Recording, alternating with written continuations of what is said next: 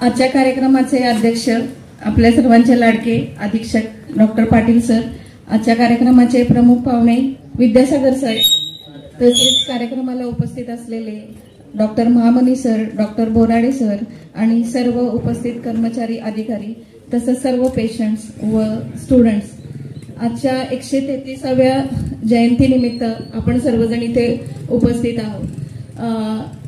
आपण बाबासाहेब आंबेडकरांना विविध उपाधी देऊन बोलवतो। त्याच्यामध्ये सर्वात पहिल्यांदा आपण त्यांना म्हणतो की महामानव म्हणतो, दलित, तसंच परमपूज्य म्हणतो, बोधिसत्व म्हणतो।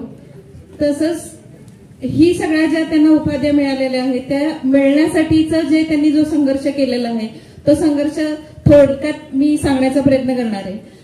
बाबासाहेब आंबेडकरांचा जन्म 14 एप्रिल 1891 साली महुआ गावामध्ये मध्य प्रदेशमध्ये झाला। सुरुवातीपासून शिक्षणाची आवड असल्यामुळे त्यांनी शिक्षण घेण्याचं ठरवलेलंच होतं।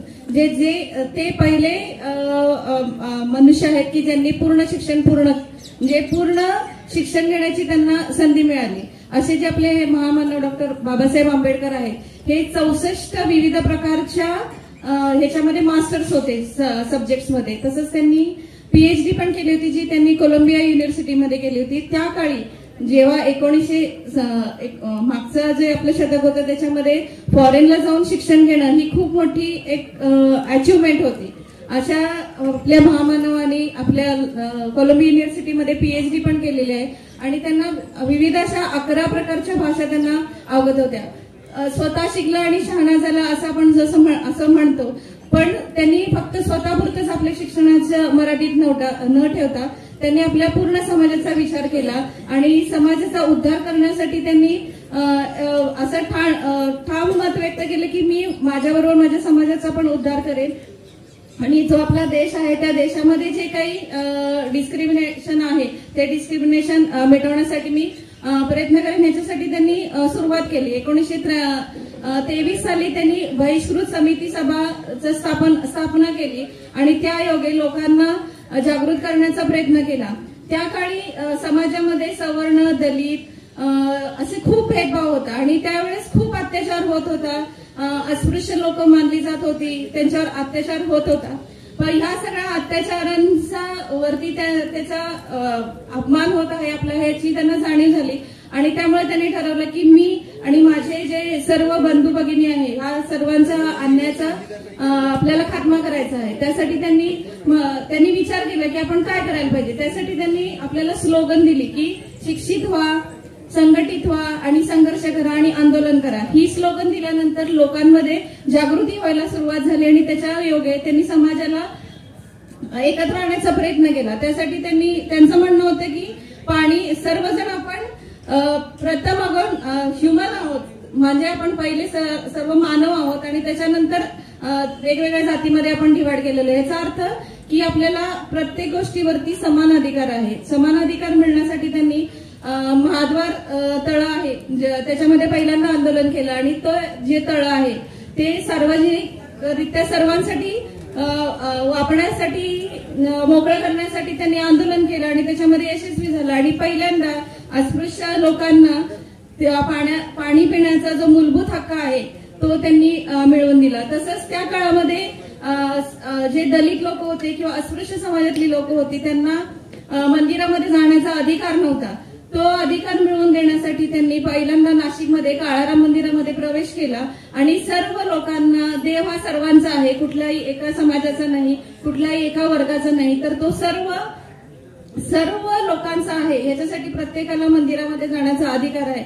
याच्यासाठी आंदोलन केल्यानंतर आपल्याला सर्वांना मंदिरामध्ये जाण्याची परमिशन मिळाली। असे आपले हे महामानव खूप मोठे कायदेतज्ञ होते आणि आपण त्यांना मास्टर माइंड म्हणतो, ज्याच्यामुळे आपल्याला संविधान मिळालं। हे जे आपलं संविधान आहे हे पूर्ण जगामध्ये, फक्त भारतातच नाही तर पूर्ण जगामध्ये त्याला असा एक अनमोल ग्रंथ, एक बेस्ट ग्रंथ म्हणून त्याला आपण म्हणू शकतो की ज्याच्यामुळे आज आपण जे इथे सगळं बसलेलो आहोत आणि आपण हे सगळं भाषण ऐकतो आहोत, बोलण्याचा जे स्वातंत्र्य मिळालं आहे ते निव्वळ आणि निव्वळ आपल्याला संविधानामुळे मिळालेलं आहे। असे आपले जे बाबासाहेब आंबेडकर होते त्यांनी एक वाक्य म्हटलं होतं की तुम्ही जर इतिहासात विसरला तर तुम्ही पुढे इतिहास घडवू शकत नाही. म्हणूनच आपण ही जयंती का साजरी करतो, तर ज्या योगे आपण त्यांनी केलेलं जे कार्य आहे ते कार्याचं विस्मरण न होता ते कार्य आपल्याला पुढे पुढे कार्य करण्यासाठी आपल्याला प्रोत्साहन देत आहे, म्हणून आपण ही जयंती साजरी करतो. तसंच त्यांच्यामुळे आज मी तुमच्या समोर जी भाषण करायला उभी राहिलेली आहे ती कशामुळे, कुणामुळे संधी मिळाली, तर त्यांनी स्त्री पुरुष समानता हे मोठं योगदान आहे, ज्याच्यामुळे स्त्रियांना जिथं चूल आणि मूल एवढंच फक्त होतं तिथे शिक्षणाचा अधिकार त्यांनी मला मिळवून दिला.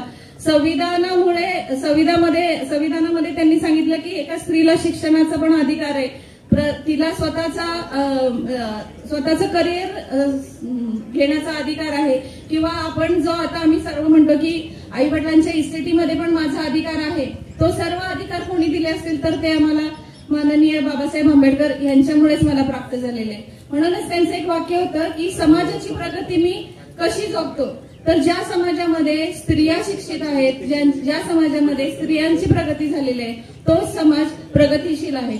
त्यामुळेच आज आपण जो भारतामध्ये जी आपल्याला इक्वॅलिटी दिसते ती इक्वॅलिटी दिसण्याचं मेन कारण आहे ते म्हणजे आपले सर्वांचे लाडके महामानव डॉक्टर बाबासाहेब आंबेडकर आहेत. बाबासाहेब आंबेडकरांनी सर्व समाजातील प्रत्येक घटकांचा अभ्यास केला होता. कुठल्या कुठल्या घटकांवरती अन्याय होतो त्या सर्वांसाठी त्यांनी काही ना काहीतरी करून ठेवलेलं आहे.